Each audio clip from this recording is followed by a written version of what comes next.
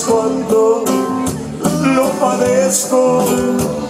Son 10 kilos de maíz lo que me cuesta un refresco.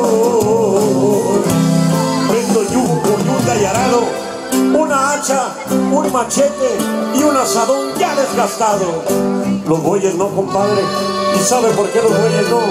Porque los bueyes somos nosotros, que le damos de tragar al hijo de su puta madre rico y nos muerde la mano el hijo del coche.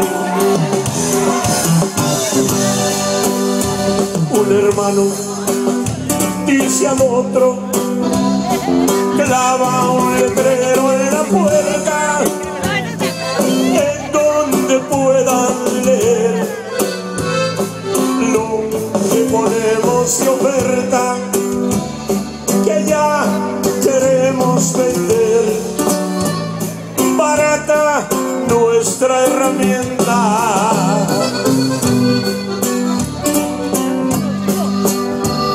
La madre con su rebozo se estaba secando el llanto. Sabían que tenían razón, ya no es un negocio el campo, cada vez estamos peor. Si no es el tiempo, es el banco.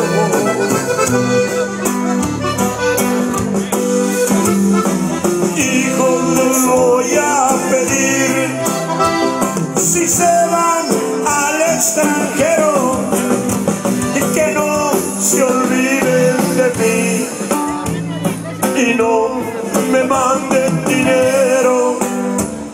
No paguen por mi sufrir y el dolor